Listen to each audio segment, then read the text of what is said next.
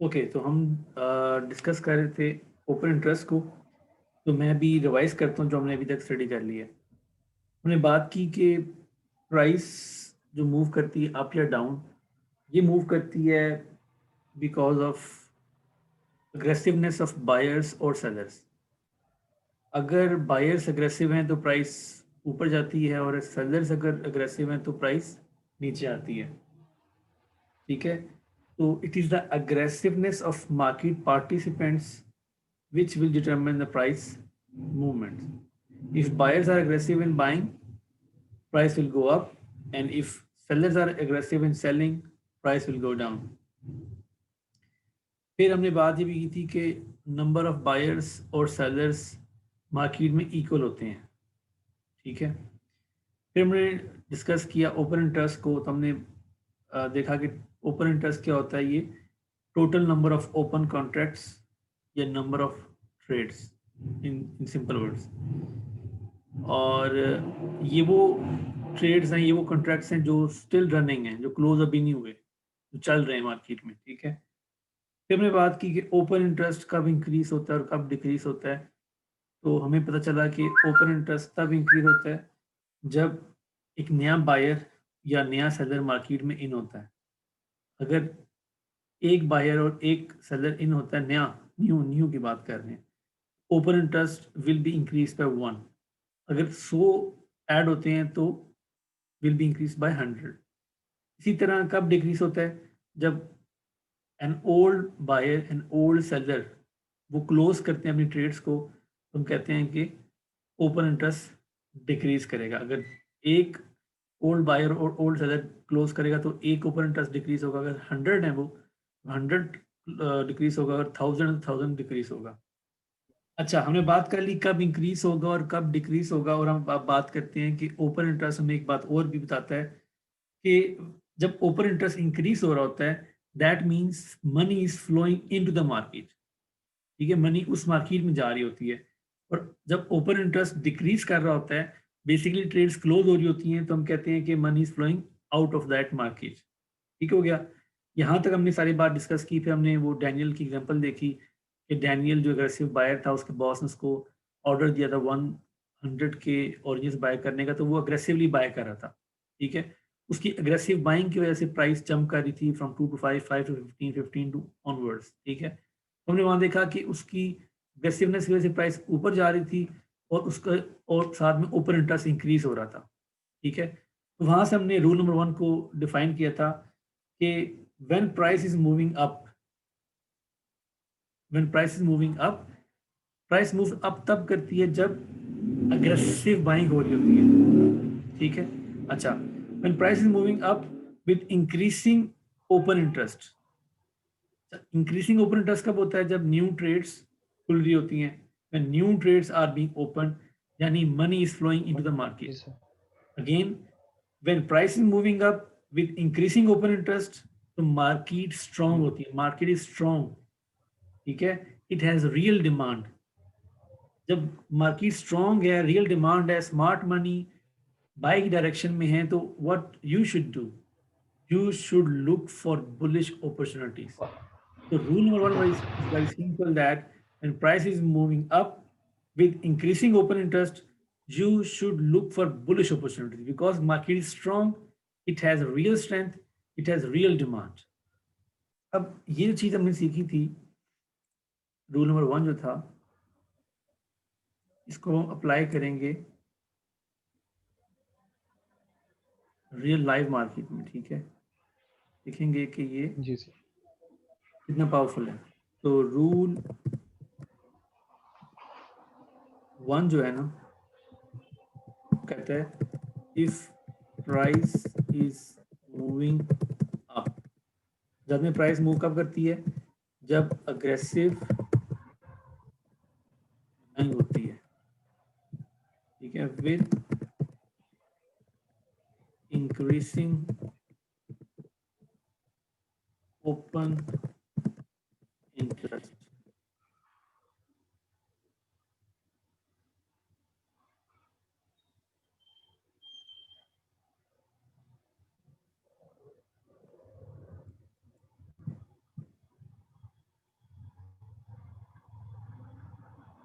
With increasing open interest, ठीक है। Sir increasing open interest कब होता है? जब new trades are new being trades opened open. In buy direction, ठीक है। तो जब ऐसा होता है ना तो हम कहते हैं market is strong, it has strength, it has real demand, ठीक है। रियल डिमांड, जी सर। तो what should we do? We should we should do, look for we should looking for buying bullish opportunities. opportunities soon it ji is sir, the next day। असल में next day हमने करना होता है क्योंकि open interest के data में 6 घंटे का डिले होता है, ठीक है। तो जी ये सर। था रूल नंबर 1, ठीक है। इसी का मॉडिफाइड रूल नंबर 1 है, जो मॉडिफाइड है वो ये है कि आपने देखा होगा कि ब्रेकआउट्स जो होते हैं, ठीक है, लोग ब्रेकआउट्स को ट्रेड करते हैं, कहते हैं रियल ब्रेकआउट है, फेक ब्रेकआउट है। अगर आप ब्रेकआउट्स को ओपन इंटरेस्ट के साथ यूज करेंगे ना तो आपकी ट्रेडिंग ब्रेकआउट्स के लिहाज से बड़ी अच्छी हो जाएगी। आप जो ब्रेकआउट्स पकड़ेंगे वो रियल ब्रेकआउट्स पकड़ेंगे और आपको बड़े अच्छे मूव मिलेंगे, ठीक है। तो रियल जो मॉडिफाइड रूल नंबर 1 है, ठीक है, मॉडिफाइड रूल नंबर 1 कहते हैं if breakout happens on increasing open interest, it is real breakout। अब पहले हमने देखा था कि हमने कहा था we should look for bullish opportunities, हमें बुलिश अपॉर्चुनिटी ढूंढनी है। इस केस में यू जस्ट बाय इट, ठीक है। ये ब्रेकआउट, अब देखते हैं ब्रेकआउट हुआ है और वो उस ब्रेकआउट कैंडल पे ओपन इंटरेस्ट इंक्रीज कर गया है, हम कहते हैं ये रियल ब्रेकआउट है। लोग तो बाद में डिसाइड करते हैं ना, जब वो आगे चला जाए कहते हैं यार ये रियल ब्रेकआउट हो गया है, रेजिस्टेंस ब्रेक हो गई है। अगर वो अंदर वापस आ जाए कहते हैं ये फेक ब्रेकआउट था, ठीक है। तो जी सर। अगर उस ब्रेकआउट कैंडल पे ओपन इंटरेस्ट इंक्रीज कर जाए तो हम कहते हैं कि वो रियल ब्रेकआउट है और आपने उसको बाय करना है, हमने वेट नहीं करना रिट्रेसमेंट का या ऐसा कुछ, ठीक है, जस्ट बाय इट। ये रूल नंबर 1 का मॉडिफाइड वर्जन है। फिर मॉडिफाइड रूल नंबर 1 एक और भी है, ठीक है। आप ट्रेड करते होंगे पिन बार्स को, ठीक है। पिन बार्स जी सर। जो प्राइस एक्शन ट्रेड करते हैं पिन बार्स को, और मैं पिन बार वो ट्रेड करता हूँ जो कि ओपन इंटरेस्ट के साथ उसको अलाइन करके, ठीक है। हम हर पिन बार को ट्रेड नहीं करते। अच्छा, ठीक है sir. If there is a bullish pin bar, जानते हैं bullish pin bar, bullish candle होती है, जी सर।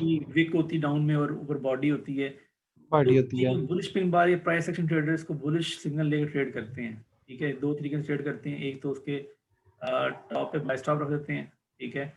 तो या फिर वो 50% रिट्रेसमेंट का वेट करते हैं पिन बार की, फिर वहां बाय करते हैं, ठीक है। जी तो हम सर। ट्रेड करते हैं पिन बार को with open interest. If there is a bullish pin bar with increasing open interest,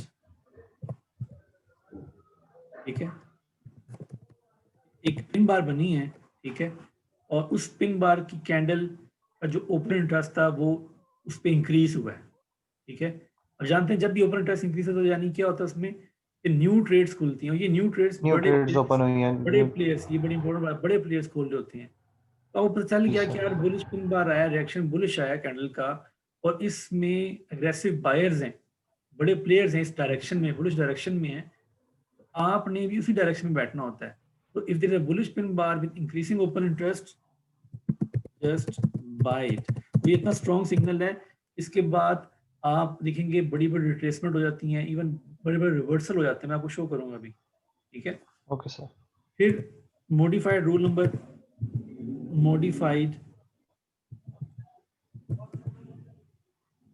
1 एक और है, ठीक है, वो ये कहता है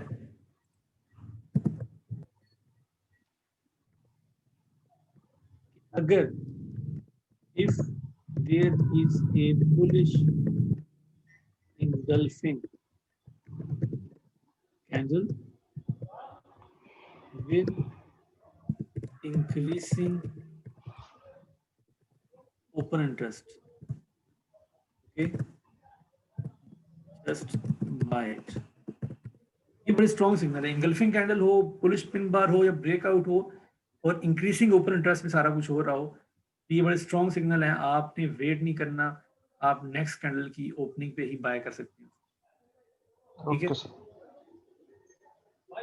अच्छा, उसके बाद एक और मॉडिफाइड है, ये इससे भी स्ट्रॉन्ग सिग्नल है, modified rule number 1, that is कि अगर आप देखते हैं कि एक मार्केट में गैप आता है, ठीक है, if there is a bullish gap and then a bullish candle is formed with increasing open interest, ठीक है, it is very bullish signal, buy it। एक मार्केट है, उसमें पहले तो बुलिश गैप से ओपन हुई वो, ठीक है, बुलिश गैप आया और बुलिश गैप के आने के बाद कैंडल भी बुलिश बन गई है और उस कैंडल का ओपन इंटरेस्ट भी क्या है, बढ़ गया है, इंक्रीज हुआ है उस बढ़ कैंडल गया का। सर। तो ये और स्ट्रॉन्ग सिग्नल है, ठीक है, गैप भी आ गया, बुलिश गैप भी आ गया, फिर बुलिश कैंडल भी आ गई, बुलिश गैप आया, उसके बाद बुलिश कैंडल मतलब है अग्रेसिव बाइंग है और फिर उस अग्रेसिव बाइंग का ऊपर इंटरेस्ट इंक्रीज हो, तो मतलब वो अग्रेसिव बायर्स की वजह से अग्रेसिव बाइंग हुई है, ये बड़ा स्ट्रॉन्ग सिग्नल है। ठीक है,